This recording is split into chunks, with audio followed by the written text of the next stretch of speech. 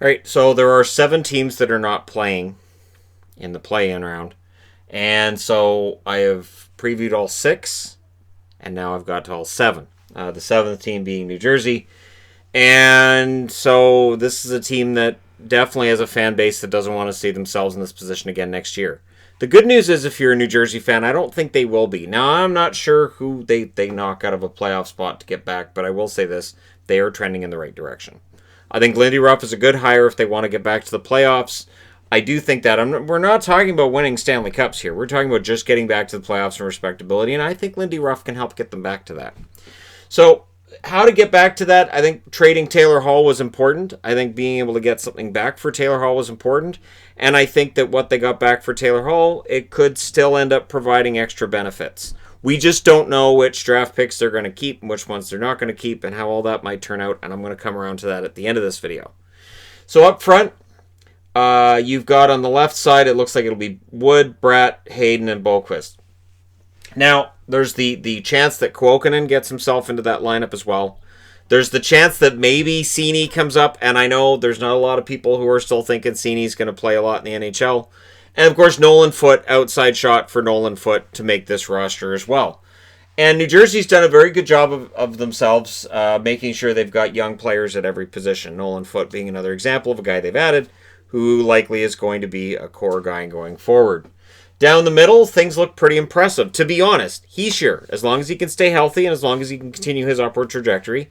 Jack Hughes had a good rookie season. And I know there's a lot of people already ready to talk about what a bust he is and how he's not that good, and I didn't think he was that good. Here's the thing. He was very good this year. He just didn't have any puck luck. And whether it was moving around from line to line or whatever it was, Jack Hughes just didn't have any good fortunes helping him along the way. Pavel Zacha, Travis Zajac, who knows which of these two actually ends up being the third line center. I'm leaning towards Zajac. I don't know how long Zacha sticks around in New Jersey, to be honest. I don't. I think of their young players, Zacha might be the most likely to end up finding himself out of town. But again, maybe you move Zacha to the wing instead. Now on the right side, you got Palmieri, Gusev, McLeod, and Anderson. I think that's pretty solid. I think Gusev had a better year than he gets credit for. I think there was probably just too high of expectations. When we're talking about Gusev going into this season, and he's talking about, Kucherov got 128 points, that's my goal. I think there was a little too much hype with him. I think he's a good player, though. Good top 6. And Palmieri, one of the least talked about star players in the NHL, but pretty solid forward on his own. So their forward group is good. It's not fantastic. It's not, but they have that number 7 pick. So when I come back to the draft, I'll talk about why I think this could be completely different next year than it is right now. So you got Schnarr, Zetterlund, Merkley. Merkley may very well find himself as a 12th forward or a 13th forward here. I got Bastian on the right side. Their forward depth isn't bad. And again, I'm trying to just limit it to guys who may very well see the ice next year and leave out all of the other probably not. So that's why yesterday when I did Buffalo, I left Casey Middlestad out. I was like, I don't know. Where do you put Casey Middlestad in this lineup? Because he's not top 6. You can't have, I don't think he's going to work as a bottom 6, so I don't see how he's going to end up in the lineup. And there's these other guys coming in. I think Cousins has made him expendable. And on this team, Zacha could end up being in that position by this time next year. Absolutely. On the blue line.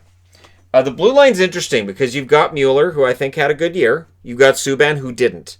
And I think PK Subban would be the first person to admit I did not have a very good year.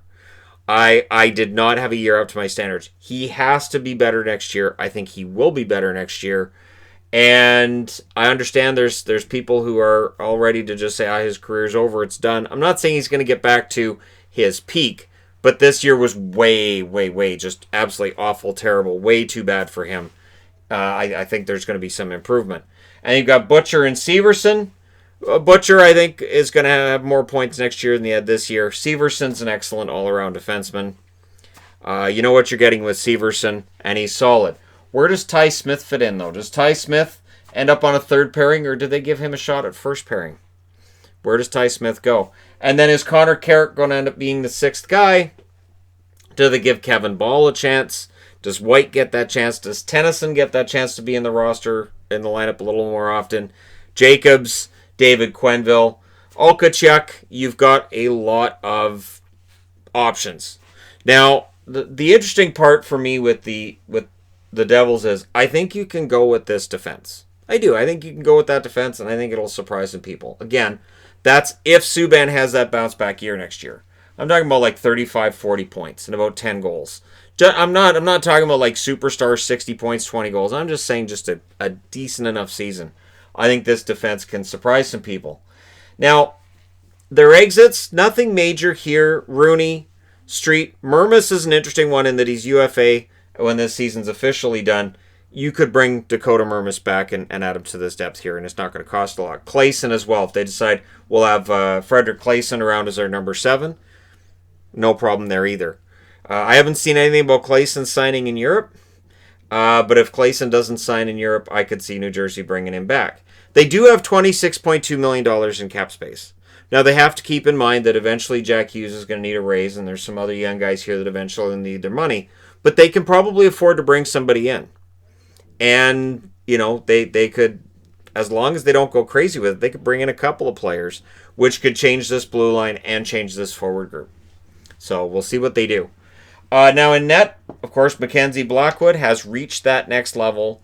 I would say that he is one of the better young goaltenders in the National Hockey League. And that division is just going to be so much fun, where you've got Blackwood for New Jersey, Shesterkin for the Rangers, Sorokin for the Islanders, Samsonov for the Washington Capitals. You've got both Murray and Jari in Pittsburgh, Carter Hart in Philly. Like, it just feels like everybody's got themselves a good young goaltender. And there's the possibility that Nedeljkovic, I should say, is going to be that guy for Carolina. And Columbus, of course, with Elvis. So, yeah, there's a lot of things to like about the young goaltending situation if you're a fan of the Metro Division. If you're a fan of divisions. Like, just the entire division. Who do you cheer for? Metro? Metro, like Seattle Metropolitans? Or no, just the division, the Metro. I like those 8 teams. Those are my teams. All right.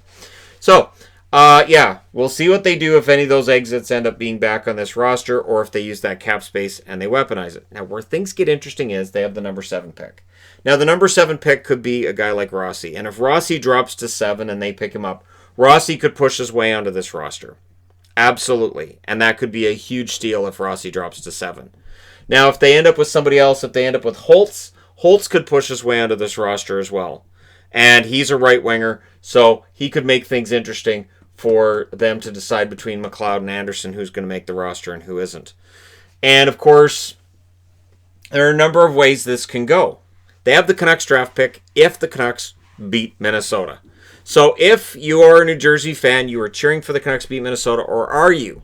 Because if the Canucks lose that play-in and they keep their own draft pick, next year it's not lottery protected. So 2021's not lottery protected, and then you've got a shot at maybe number 1 overall. Maybe that's the one time the Canucks win a draft lottery is when it's not their pick. So, that's something. And then there's the Coyotes pick, which is top 3 protected, meaning if Arizona loses their play-in and they win the draft lottery and they get the number 1 pick because they have Taylor Hall, so that gives them a better chance. But if that were to happen, then these are 2 draft picks that New Jersey doesn't have. But let's just say that Arizona doesn't win the draft lottery. Vancouver makes it into the playoffs. New Jersey has 3 first-round picks. There's the possibility that New Jersey, Tom Fitzgerald could say, I want to make a big splash. I want to make a big move here. And he takes a couple of those picks and tries to move up. Or you keep all 3, and you have 3 first-round draft picks in a pretty deep draft being added to this roster, which could change things greatly. 3 entry-level contracts, 3 players who might push for roster spots right out of the gate, and you'd still have a ton of cap space. So for New Jersey fans, there's a lot to like here. Yes, you've still got Corey Schneider listed as the backup. Yes, that's $6 million that New Jersey fans would love to part themselves with. Hey, if you want to trade him for Louis Eriksson, I think the Canucks and their fans might be okay with that, even though we already have a goaltending situation in Vancouver. But, you trade one bad situation for another. Gilles Sen is sitting there as the number 3. He might be ready to come in and play backup, and then you've got Cormier behind him. So if Sen is ready to come in and play backup to Wood, and his numbers overall indicate he's a pretty good goaltender, Corey Schneider may very well be on the block again if he ever truly got off of it. But again, for New Jersey, it feels like this is going to be a very interesting draft and a very interesting offseason. So once we get past the middle of October and we've got the draft all done, New Jersey may look like a completely different team, or who knows? Who knows what they're going to do? Let me know what you guys think in the comment section below. Could they be active in the free agent market? Could this be a team that all of a sudden a couple years from now is in like due to be a power because of all the young star players that they have all coming into their prime at the same time? Let me know your thoughts. Hit like and subscribe if you're browsing your way through. You just happened upon this video. Thank you guys so much for watching, for all your support. And remember, this series will continue after the play-in round when I've got eight more teams. That's easier. 8. 1, 2, 3, 4. I got all my fingers. 8. 8 more teams to then do previews for next season with at that stage. Thank you guys so much for all your support. I will talk to you again soon.